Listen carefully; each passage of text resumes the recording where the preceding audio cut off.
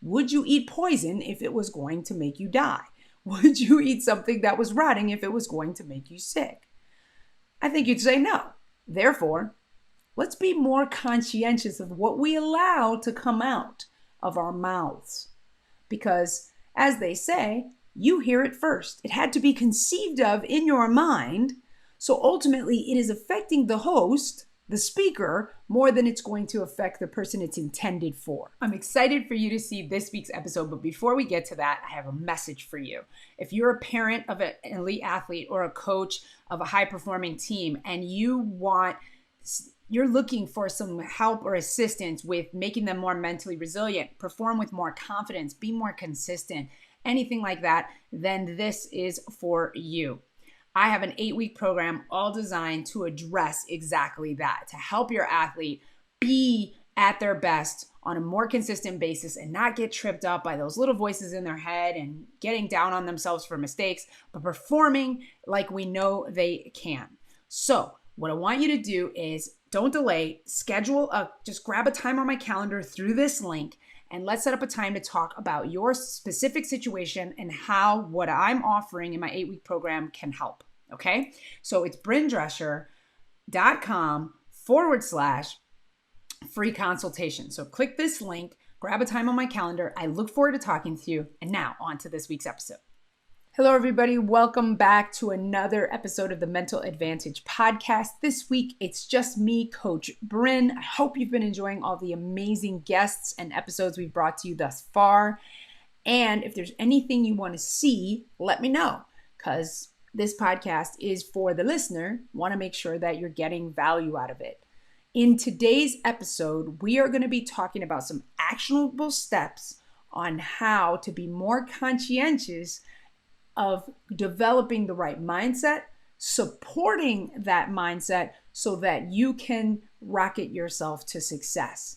We'll be discussing some of the traps that you fall into and different things that you're not even aware of that might be holding you back, that just seem like simple things. So definitely stay tuned to today's episode, which is called What Are You Digesting? Before we get into the main part of the episode, I do want to send out my condolences to mental skills coach, author, Trevor Moawad. He lost his battle with cancer this week. He was particularly close to Russell Wilson, the quarterback for the Seattle Seahawks, as well as many other names in business. He wrote a book called It Takes What It Takes. I personally read it, thought it was very valuable, and was really looking forward to having a great conversation with Trevor about that book. Unfortunately, that won't be happening, but this is why we write books. This is why we touch lives, because your signature will be left in the lives that you've touched. So thank you, Trevor, for what you've done. And I hope that I will be able to continue some of the work that you've done in the field, as well as just keep your work alive through sharing your work with others. So thank you, Trevor, and my condolences to the Moawad family, as well as Russell Wilson and anyone else that was affected by this loss more personally. All right, so today's episode is all about what are you digesting? What are you digesting? Now, I'll be honest, I know the first thing you think of when you hear digesting is food, right? I mean, they say that the first parts of digesting a dish is your eyes, and then your nose, and then, like the actual taste, right? So presentation is everything. And it is no secret that it's important that you eat certain foods to support healthier thinking and just even cognitive function, right? Your brain, your mind, getting the proper rest, all of these things are really important. I do want to talk about, however, digestion apart from food. In that, we're talking about mental skills, right? We're talking about the mental space, how to support the right environment to have the best mindset for success, for taking on your fears, overcoming mistakes, lots of those things. So we will be talking about digestion on 3 levels: the mouth, the eyes, and the ears. So first, we're going to talk about with the mouth. Most of us are having a lot of conversation. You probably have conversation on a regular basis. those out loud, those with other people. Notice I made a distinction there. Go ahead and put a little comment below and say me if you have conversations with yourself out loud. Tell me I'm not the only one. It's okay. I understand. Secondly, obviously sometimes we have conversations with other people, and then we have the kind we just have in our head, not out loud. There's lots of conversations happening. We want to talk about the quality of that conversation because as you're talking, you're digesting those words. Now, when I was younger, I read a book called The Phantom Tollbooth. I don't remember much about the book, but there was one particular scene that has always stuck out for me. And it was about a dinner party that the main character had been invited to. From my recollection, the main character was a boy, a young boy, but he was at this dinner party and they said he had to make a speech before they could eat. So he said a bunch of words. I don't know what he said. And then other people spoke up and said a bunch of words, but their words were all food. And then they brought in the words that they said, and his were all these, bland words that he had said in his speech, and everybody else had these delicious dishes and things that they had mentioned. This is significant because it's all about, would you want to eat the words that you're saying? So let's just talk about the quality of our words when we're saying something like, you suck, you're terrible, you're the worst, or we're gossiping about someone, or we're complaining or blaming.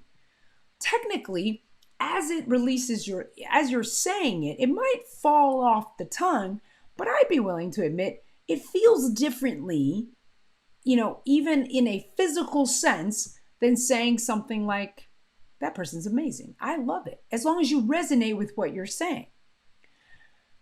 So being aware of the type of words that you're allowing out of your mouth, would you want to eat them? Would they taste delicious if we imagine that the words we're saying negative are disgusting, putrid, rotting, and the positive words are delicious, delectable, delightful to eat? Would you want to eat a good portion of the conversation you're having with others, the conversation you're having with yourself, whether it be out loud or in your head? That's something for you to think about. When we start to sort of make our teeth the gatekeeper of what comes out of our lips or our mouth and say, wait a minute, let me pause.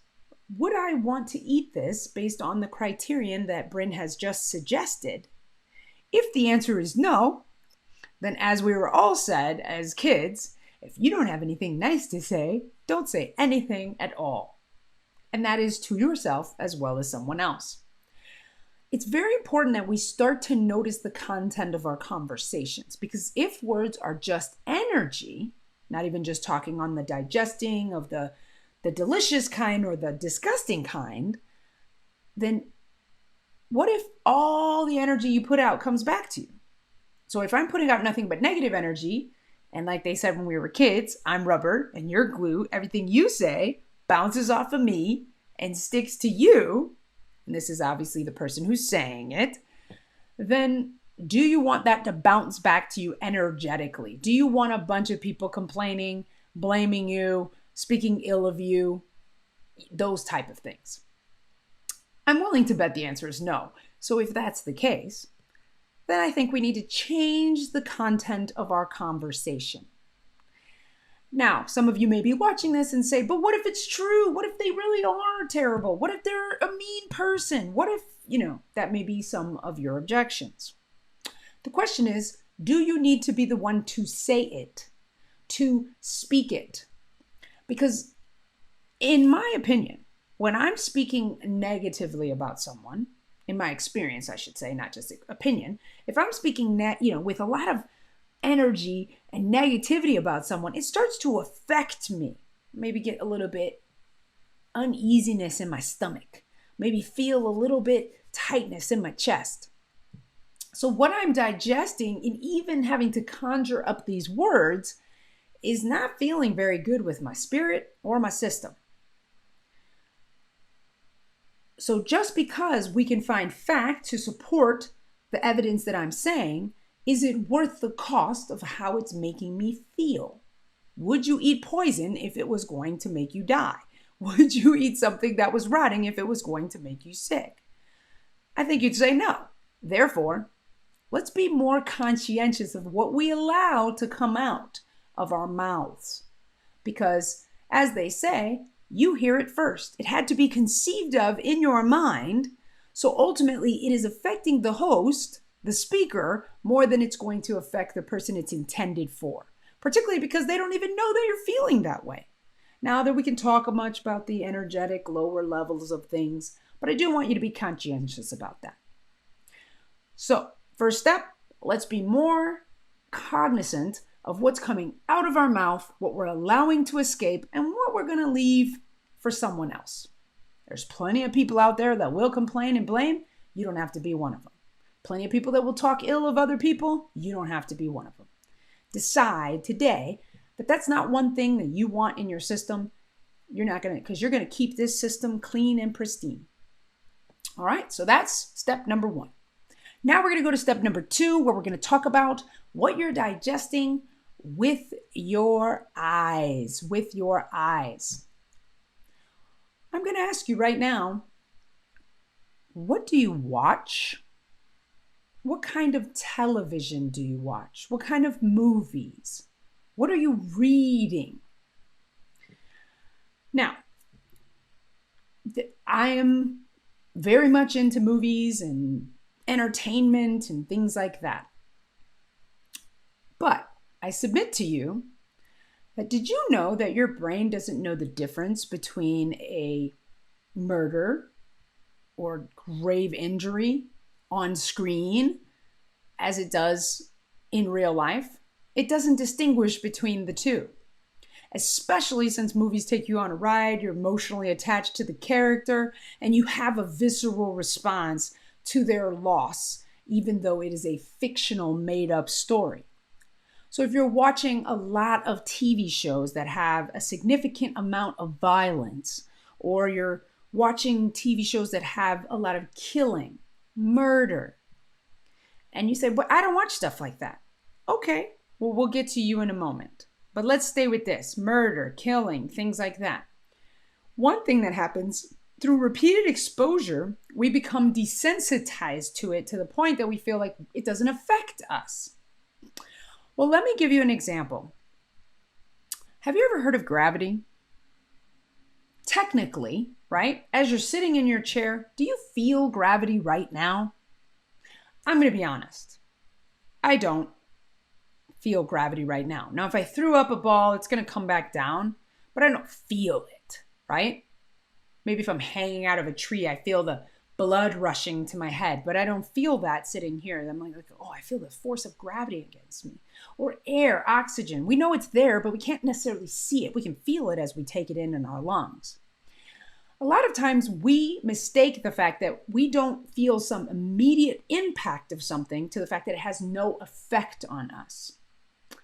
I want to let you know, just because you can't necessarily feel the direct impact of something, it is absolutely affecting you. Your brain, your system, all those things. Have you ever felt stressed during a movie or gotten really wrapped up in a character and cried when the love story didn't work out or the couple broke up or, God forbid, something happened to one of them? I have. I don't know about you. I want you to remember that everything you're consuming with your eyes is affecting you on a physiological and psychological level, whether it be conscious or unconscious. It's important that we're more cognizant of what we're consuming. The interesting thing about television is, I don't know if you know this, but let's take the news, for example. You watch this on a regular basis. The news is very negative. I've talked about this on a previous episode, I believe. I do want you to be aware of is that the news's job is to keep you tuned in, just like every TV show. They actually call it programming.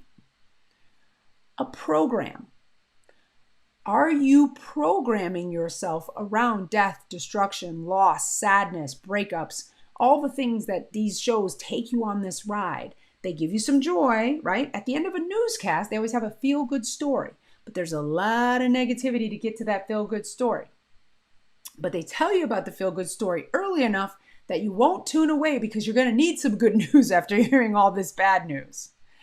I want you to be more conscientious about what you're consuming with your eyes. What are you watching on a regular basis that is helping shape a worldview that gives you hope, gives you peace of mind, gives you a sense that the world is working out for you, versus the deck is stacked against you, the little guy always loses, the guy never gets the girl, or only the good guy gets the girl, the best looking person, all of these different love stories and situations, or there are certain shows where you're just like, nobody has this amount of bad luck in their life in one particular weekend.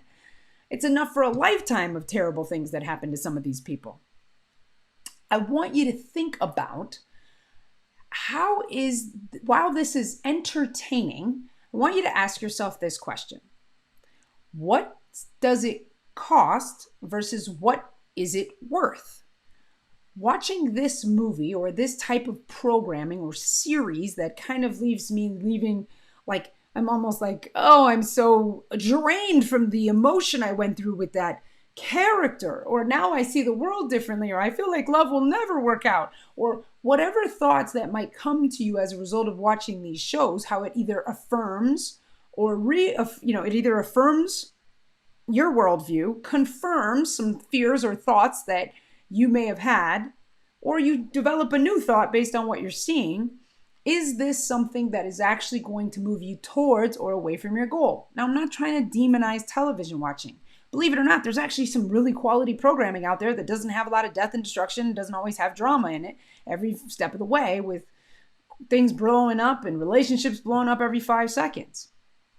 Now, I don't want, again, I'm not demonizing you watching things. However, I'm going to encourage you, for the sake of the environment of your mind, to maybe not consume so much negativity with your eyes. Even if you think, oh, it doesn't affect me, I can watch that stuff. Listen, the thing is, I'll let you in on a little secret. Most of us are not strong enough to avoid the allure and the psychology that these people put into to keep you watching. I mean, Netflix has to check on us to see if we're still there. That's how many episodes we watch in a row. Remember, we had to wait a week for a show to give us a resolution to the previous show. Now we don't have to wait but a few seconds. So how is that training us around focus, training us around realistic expectations, or even getting us to a place where we're able to deal with the delays more, healthily? Be more mindful of what you are consuming with your eyes. There is enough drama and real world situations. But I want to remind you, more people are safe than are in danger right now. More people are alive than passed away. More people are actually healthy than are ill. Yes, the numbers are great in some of those other scenarios, but they never outweigh the amount of people that are good, that are healthy, that are alive, that are in love. It's not as many as the TV and the programming will project to you. My advice is take a little bit of a hiatus from television, right? Television. It basically gives you a vision of the world that may not be true, and it had a deep impact on your mind. My advice, take a little bit of a hiatus, a vacation, and see what happens to your life. I'm not, just maybe go on a 1 week fast, go on a 1 month fast, whatever you can stomach, and then see how much more productive you are, how much more optimistic you might be. Pay attention to the results, so then maybe it encourages you not to go back into that thing. And notice when you watch television, when you are wanting to avoid something, or you flip on YouTube or certain things. What draws you to that is a compulsion to not have to maybe be present in this moment of discomfort. I know me, I'll turn something on when I'm feeling like, oh, I don't know if I can do that thing, but I can always watch this video that's going to entertain me to take my mind off the fact that I'm not doing the thing that I don't know if I can do it well. Let me know if that's true for you too. Then we want to be more conscientious of what are we digesting with our eyes. What are we digesting with our eyes and our mouth so that we can again protect the environment that is this pristine mind that we want to accomplish our world's dreams with. And the last one is our ears. Now, obviously we have to hear the television. We have to hear the different words that we say. So those two still count because the ears are still involved. There's no one part of it, right? Your ears are taking in the television show as much as your eyes are. But I want to talk about one way that you don't necessarily take it in with your eyes, and that would be music. Music is beautiful. Oh my gosh. The lovely tones that can come out of a person's mouth, of an instrument. I mean, there is so much beauty that comes through the medium of music and sounds, even the sounds of other people's conversations. But I'm going to talk about music first. Let's think about some of our favorite songs. Let's talk about Adele. I love Adele. Great voice. She has not had success in the love space. Most of her songs are all about how, never mind, I'll find someone like you. You don't forget me. Like we didn't work out. It's okay. I'll go on. I thought you were going to love me forever, but you didn't, but that's okay. These kind of things. Or all by myself. I don't want to live all by myself. I'm not going to subject you to my singing voice. I know you want me to. But you think about all of these songs that are about loss. I mean, country music, for example. It's like, a lot of people talk about how it's like, my dog died, my girl left me, and my car broke down. Now, not all country music's like that. We still got a lot with rap. We got a lot about, the terrible injustice. And there's a lot of activism through music. So again, I'm not demonizing it all. But as you are working to cleanse your mind of impure thoughts as far as, negativity, hopelessness, punishing yourself for things, when you add the weight to it when it's not ready, it's sort of like, like trying to put something on something that it's not load bearing. Well, right now, unless you have the mind where it's in a place, you don't want to add a lot of this messaging to it because your mind is taking it in. Your subconscious just accepts. It cannot reject. So when you say relationships never work out. Oh yeah, when he cheats, like Before He Cheats by Carrie Underwood, or even guys talking about hoes and gold diggers and all of these terms, then we get a world view around it. We start to develop opinions. More money, more problems. People like to say that. Different things that we just say because, it's cool. It was in the song. I'm just saying the lyrics. I just like the tunes. I like the melody. I don't know what they're saying in the song, but my mind does because my brain can take in lots of things. It filters things out, but it's still taking in. Garbage in, garbage out. So when it comes to your ears, you have to protect them. That's the funny thing about the monkey that's covering its eyes and then the ears and the mouth. These are 3 ways we need to protect. So we look at it as it's telling them, blind, deaf, and dumb, but it's like also like protect not just what, is coming out, but what you're seeing, what you're hearing, and what you're saying. Okay? Those different things. We need to be in a place where we are constantly monitoring what we are digesting. Other people's conversations. Are you around a bunch of people who love to complain? Not just what you're saying, but what you're digesting from other people. Are you allowing people to dump all their stuff onto you? Are you listening to the world's problems? Are you becoming like a little trash receptacle for everyone else's problems? It is difficult to have a positive worldview around a bunch of people that believe in complaining. So again, we got to protect what goes in our ears. What kind of songs are we listening to? What kind of movies are we listening to? And what kind of people are we listening to? What is the content of what we're digesting in all these different mediums? If you become more cognizant of what you're digesting, then you set yourself up for success. It's simple. I want to have better thoughts. I want to have better feelings. And I want to have better actions. Well, the first thing starts with input. What are you taking in so that you can have a better inner environment? Protect your inner environment. Make it like nothing, like Gandalf, ye shall not pass. You cannot come through here because I don't want to be ill. I do not want to make the inside of me ill because right now I'm thinking life is good, life is great, I'm amazing. And then the world comes and reminds me that there's disease and pestilence and robbery and,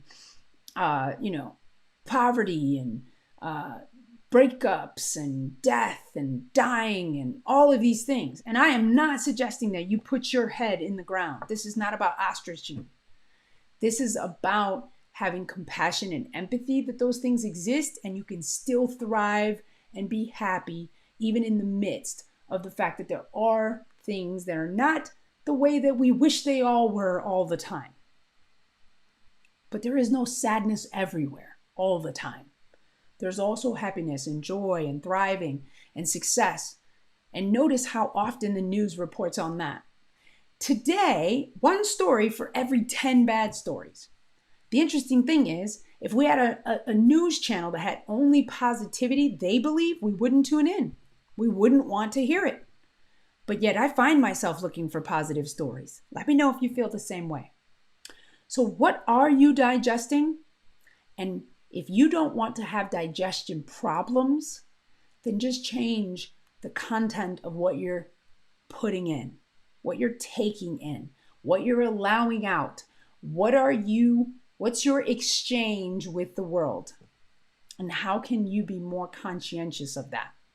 That is going to be one of the biggest steps you can take to shifting from a negative to a positive mindset or negative to positive worldview, or to at least seeing optimism and hope and good where other people see nothing but bad. You want to cleanse those eyes? Stop putting so much garbage in there. All right? It is easy to change with a little bit of conscientiousness. I know you can do this. So what I want you to do, here's your challenge. Let's try 1 week of becoming a gatekeeper with the mouth, becoming conscientious of what we're allowing ourselves to read and to see, and what we're allowing our ears to hear, and then come back and tell me, what was that like? What happened to you? I can tell you from stopping watching negative TV, stopping reading the news and watching the news, and from listening to songs that are nothing about sadness, I find it easy to go to the positive, to see the good. Now, am I perfect? Do I never have negative thoughts? Absolutely not. That is not what I'm suggesting. But it's gotten a lot better. And I want the same for you. So that's been this episode of the Mental Advantage Podcast. What are you digesting? Please leave a comment below. Let me know what your thought was. Subscribe. Share this with someone that you know needs to hear it.